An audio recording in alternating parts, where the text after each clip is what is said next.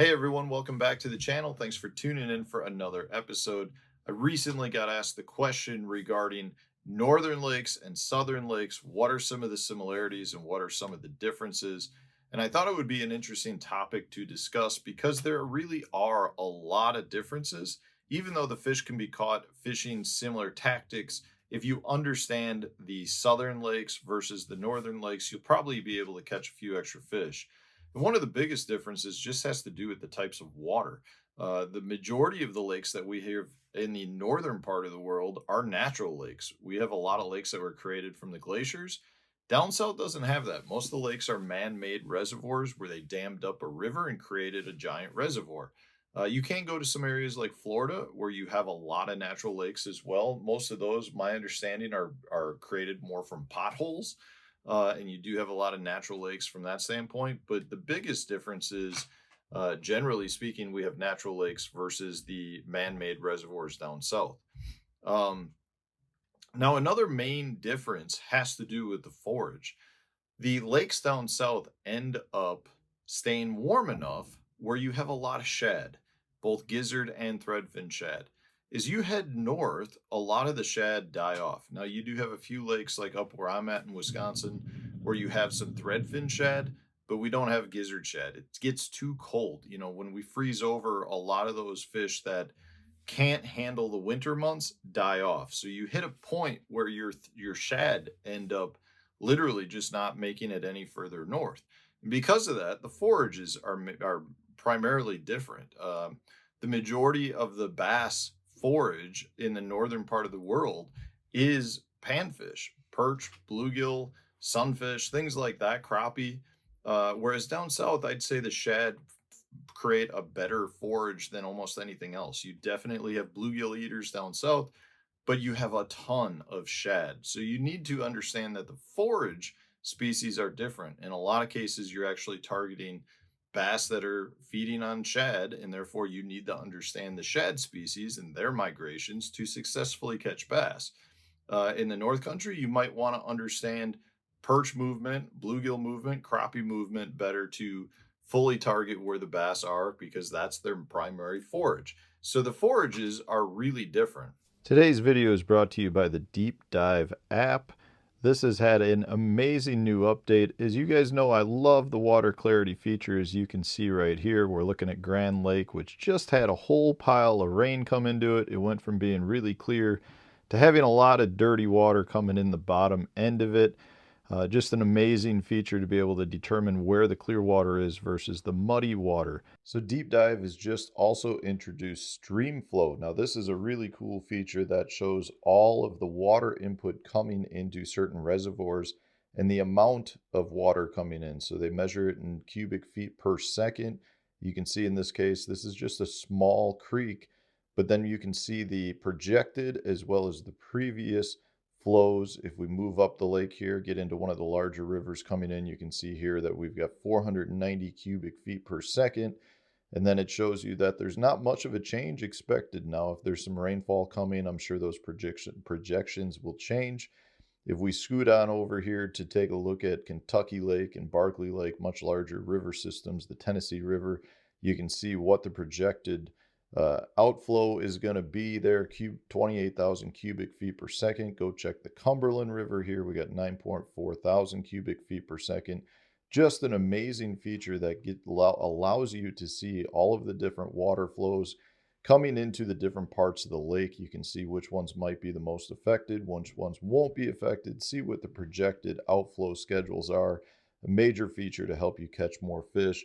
And that's on top of some of the other new features like the wind effects. Now, the wind effects is really cool because we've had wind effects as part of the app in the past, but all it did is show where the wind was hitting the shoreline the most, as you can see from the dots, the orange and bright red dots, which indicate where the wind is really striking. But now the wind feature also indicates what the wave action is like on the lake itself. So some of the features you're going to get from this is determining where to get from place to place safely by avoiding the heavy, rough water conditions. You'll be able to determine where you may have some of the strongest current flow and some of the places where you can fish to stay protected. Now, along with that, you still have some of my favorite features like the patterns that you've got on the lake that indicate the best baits and lures to fish with. You've also got the water inflow app, which shows you where a bunch of the rain input comes in. That can be an amazing pattern to fish throughout the year.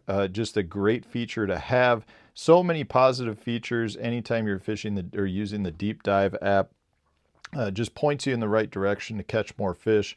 Whether you're a tournament angler or a local fun fisherman that's just out to catch a few fish, the Deep Dive app will help you catch more fish next time you're out on the water.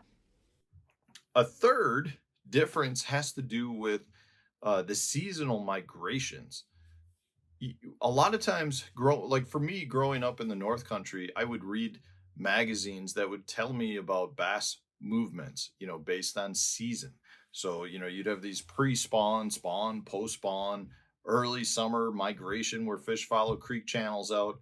A lot of that is really only geared towards southern impoundments. Now, like I was mentioning before, if you have a lot of natural lakes, you don't have creek channels. You don't have those migration routes that are really anything the same that you would have on your big reservoirs like a Gunnersville and places where the fish travel to the backs of creeks and follow the creek channel back out to the main lake for the summer months. So you really do have a very big difference in both seasons and migrational routes. So one of the biggest parts to that is if you're talking seasonal migration specifically, which is a lot of times triggered by weather movement, in the North Country, we have a very, very condensed season. You go from ice out to pretty much spawn. We don't have much of a pre-spawn period. It may be a couple weeks, the spawn kicks in, and then you go right into summer. So all of that can be condensed almost down into a 1 month period.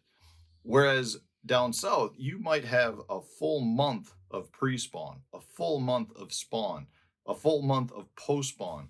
And during all those stages, you actually have fish that are still lingering behind by about a month. So even though you may have fish, say on Kentucky Lake in May, that are on the ledges already because they're that far post spawn, there's still going to be fish that are spawning. So you've got this big 3 month period of the spawn. In the North Country, you pretty much have a 1 month period. Ice out, right into spawn. That following month is going to be a week or two of post spawn. The fish go right into spawn and they finish up. So we have a really condensed seasonal period versus down south, everything is spread out by another extra couple months. So that's something to really understand. And because of that, I do feel like you have much greater transitional routes. So if you're fishing for fish that are moving from winter to spawn, it's a much delayed pattern. So you can catch the fish in a lot of different positions of that transitional route. In the North Country, it's like they're either here or they're here. You generally don't catch them in these big migrational route periods. And that just has to do with the fact that it's all condensed down a lot. So to me, that's a huge difference between northern and southern impoundments.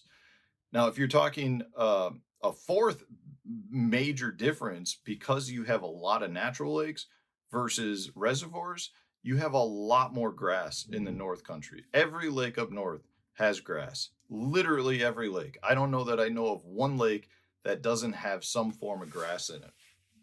And in most cases, you have grass down to 14 to 20 foot of water if the lake is really clear. Down south, you have a lot of lakes that have zero grass.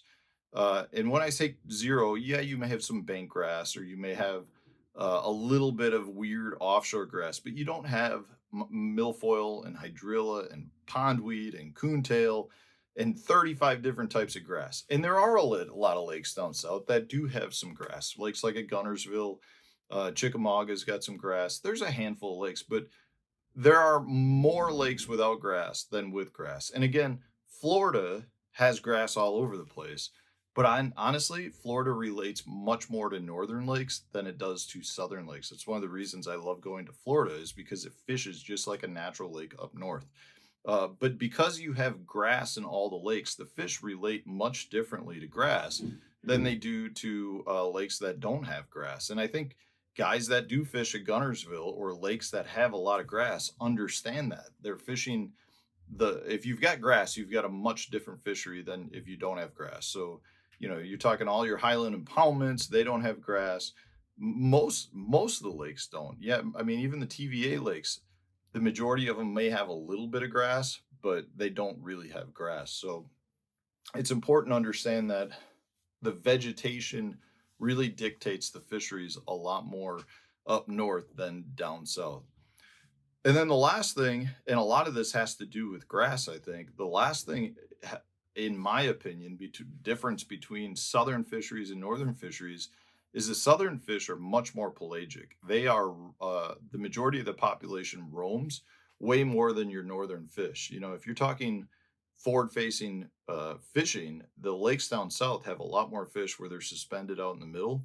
We don't have that up north, at least with the bass fisheries. Yes, you'll get some that roam around, but for the most part, it does not happen that much. And I think that's because the fish relate significantly more to structure on natural lakes than they do in reservoirs. In reservoirs, you get a lot of current that pushes bait fish around. You get a lot of fish that are following the bait fish specifically, which are roaming fish. In the North Country, if you've got fish where you don't have current pushing through those lakes and you don't have your shad species, you have a lot more fish that are relating to structure. So your weed lines, your stumps, your standing timber, if you have standing timber, which you generally don't have in natural lakes, or your rock veins, rock lines, rock transitions, things like that. And because of that, I just don't feel like the fish roam nearly as much. It's one thing that's been hard for me to adjust is the idea of thinking that there are a lot of fish that are just out roaming around because they really don't do it that much in the North Country. And that's because their forage don't. So there are a ton of differences between northern and southern fishing. It was one of the things that took me a while to get accustomed to. It took me several years to fully understand what was going on in all the different types of lakes. So hopefully this was helpful. If you're heading to a lake for the first time and you're a northern person heading south, use these tips to help you identify some more productive areas. If you're a southern angler coming up north, use these tips to help you catch a few more fish while you're up here in the North Country. If you enjoyed today's video, hit the like button, subscribe to the channel if you haven't done so already. Stay tuned, we'll have a new video coming out tomorrow.